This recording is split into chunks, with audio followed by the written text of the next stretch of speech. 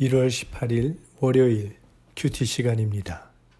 오늘 우리에게 주시는 하나님의 말씀은 누가복음 6장 39절로 49절까지의 말씀입니다. 또 비유로 말씀하시되 소경이 소경을 인도할 수 있느냐? 둘이 다 구덩이에 빠지지 아니하겠느냐? 제자가 그 선생보다 높지 못하나 무릇 온전케 된 자는 그 선생과 같으리라. 어찌하여 형제의 눈 속에 있는 티는 보고 네 눈 속에 있는 들보는 깨닫지 못하느냐? 너는 내 눈 속에 있는 들보를 보지 못하면서 어찌하여 형제에게 말하기를 형제여 나로 내 눈 속에 있는 티를 빼게 하라 할 수 있느냐? 외식하는 자여 먼저 네 눈 속에서 들보를 빼어라. 그 후에야 네가 밝히 보고 형제의 눈 속에 있는 티를 빼리라. 못된 열매 맺는 좋은 나무가 없고 또 좋은 열매 맺는 못된 나무가 없느니라. 나무는 각각 그 열매로 아나니 가시나무에서 무화과를 또는 찔레에서 포도를 따지 못하느니라. 선한 사람은 마음에 쌓은 선에서 선을 내고 악한 자는 그 쌓은 악에서 악을 내나니 이는 마음에 가득한 것을 입으로 말함이니라. 너희는 나를 불러 주여 주여 하면서도 어찌하여 나의 말하는 것을 행치 아니하느냐? 내게 나와 내 말을 듣고 행하는 자마다 누구와 같은 것을 너희에게 보이리라. 집을 짓되 깊이 파고 주초를 반석 위에 놓은 사람과 같으니 큰 물이 나서 탕류가 그 집에 부딪히되 잘 지은 연고로 능히 요동케 못하였거니와 듣고 행치 아니하는 자는 주초 없이 흙 위에 집 지은 사람과 같으니 탕류가 부딪힘에 집이 곧 무너져 파괴됨이 심하니라 하시니라. 아멘. 오늘 본문은 주일 설교 때 살펴본 산상수훈과 동일한 내용이 나오고 있습니다. 총 4개의 격언으로 되어 있습니다. 먼저 소경이 소경을 인도하면 둘 다 구덩이에 빠지게 된다 말씀하십니다. 어디가 길인지 볼 수 없는 소경이 어떻게 소경을 인도할 수 있겠습니까? 소경은 여기서 바리새인과 서기관 같은 거짓 지도자를 말합니다. 그들을 소경이라고 말씀하신 이유는 그들은 길이요 진리요 생명이신 예수 그리스도를 바로 알지 못하고 있기 때문입니다. 진리신 예수님을 알지 못하는 사람은 다른 사람을 진리로 인도할 수 없습니다. 이런 소경된 지도자를 따르면 지도자도 또 따르는 자도 모두 파멸의 구덩이에 빠질 수밖에 없습니다. 그래서 야고보 사도는 너희는 선생된 우리가 더 큰 심판을 받을 줄 알고 선생이 많이 되지 말라 말씀하셨습니다. 가능한 선생이 되지 말라고 권고하는 이유는 선생은 더 큰 심판을 받기 때문입니다.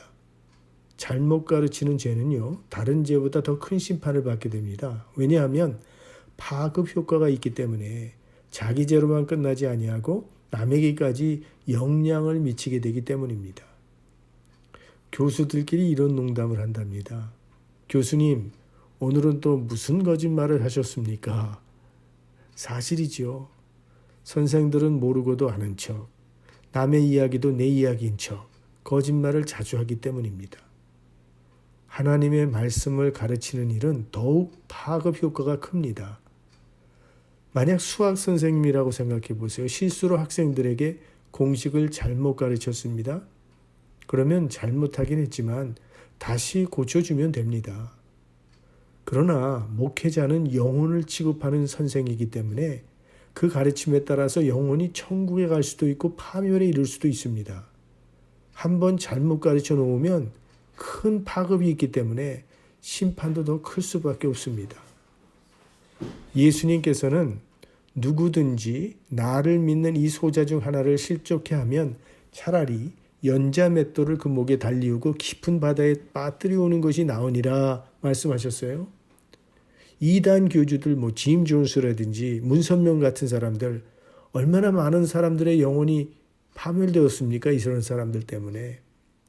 그래서 예수님께서는 그런 지도자들을 향해서 너희는 천국문을 막고 너도 안 들어가고 다른 사람들은 못 들어가게 하는도다 책망하셨던 것입니다. 자, 그러면 지도자에게만 책임이 있는 것입니까? 지도를 받고 따르는 자들에게도 책임이 있습니다. 잘못된 가르침을 제대로 분별할 수 있도록 스스로 하나님의 말씀을 읽고 배워야 합니다. 생명으로 인도하는 문은 좁은 문이요 좁은 길이라고 하셨죠. 그저 편안히 앉아서 떠 먹여주는 대로 받아먹기만 하면 되는 게 아니라는 거예요. 진리의 말씀을 배우기 위해서 치열하게 주님 앞에 나아가는 노력을 해야 합니다. 올해 우리 말씀과 함께 비긴 어게인 하자고 했는데 매일 큐티 말씀을 통해서 우리 길이요 진리요 생명이신 우리 주님과 교제하면서 주님을 따라가는 성도님들이 되시기를 바랍니다.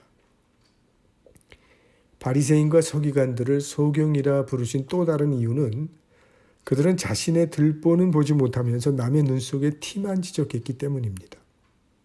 티는 들보에 비하면 매우 사소한 문제죠.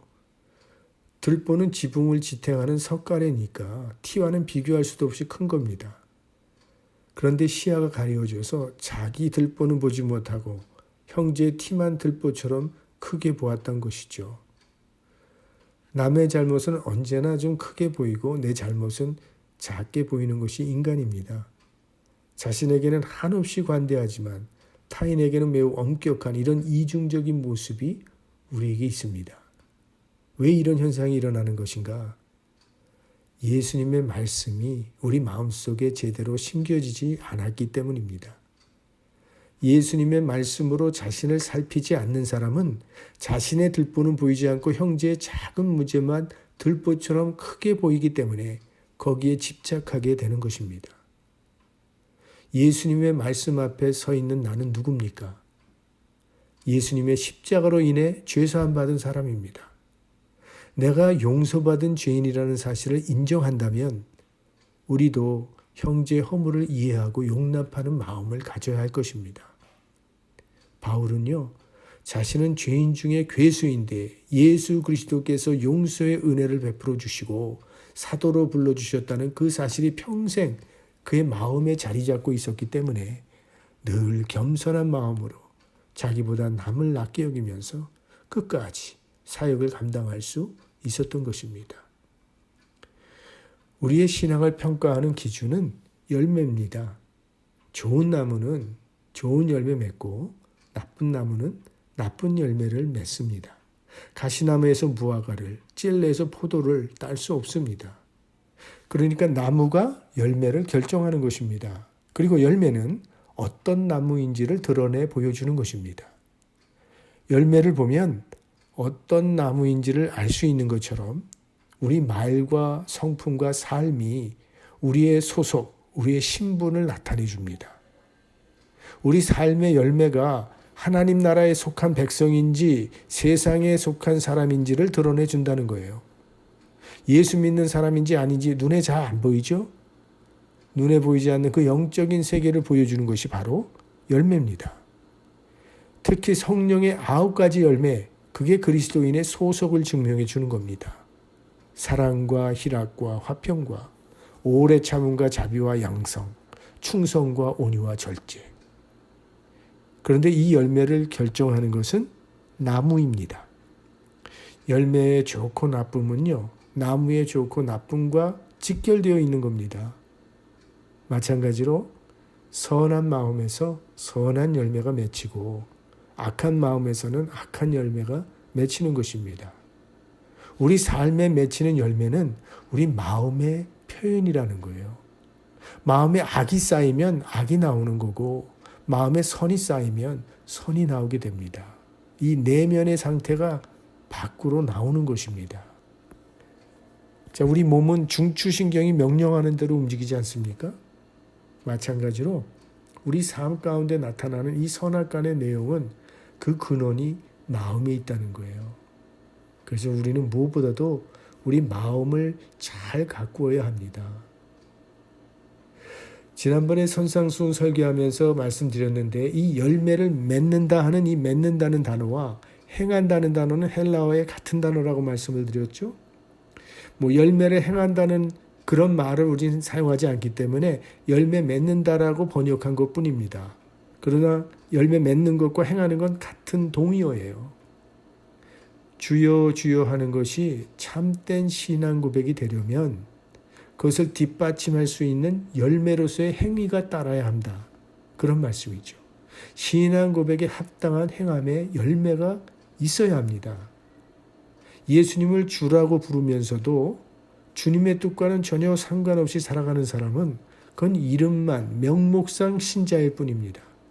이런 사람은 위기 상황이 닥치면요, 어려움이 닥치면 무너지게 됩니다. 왜? 기초 없이 흙 위에 집을 지었기 때문이지요. 그러나 예수님의 말씀을 듣고 그 말씀대로 행하는 자라야 반석 위에 집을 짓는 사람이 되는 겁니다. 하나님의 말씀은 거울과 같다고 말씀드렸습니다. 거울을 보면 내 모습을 알 수가 있습니다. 거울을 보고 내 모습을 고치는 것처럼 말씀을 통해서 내 모습을 들여다보고 바로 잡아야 한다는 겁니다. 주님의 말씀을 듣고 행하는 것, 그것이 탕류를 거뜬히 이길 수 있는 집을 짓는 방법입니다. 들은 말씀대로 행하는 사람, 말씀을 따라 사는 사람은 큰 물이 나고 고난이 닥치고 탕류가 부딪혀도 흔들리지 않을 것이고 심판날에 주님 앞에 담대히 설 수 있게 될 것입니다. 우리 주님을 향한 우리의 신앙 고백이 우리 삶 속에 선한 열매로 나타나게 되기를 주의 이름으로 축원합니다.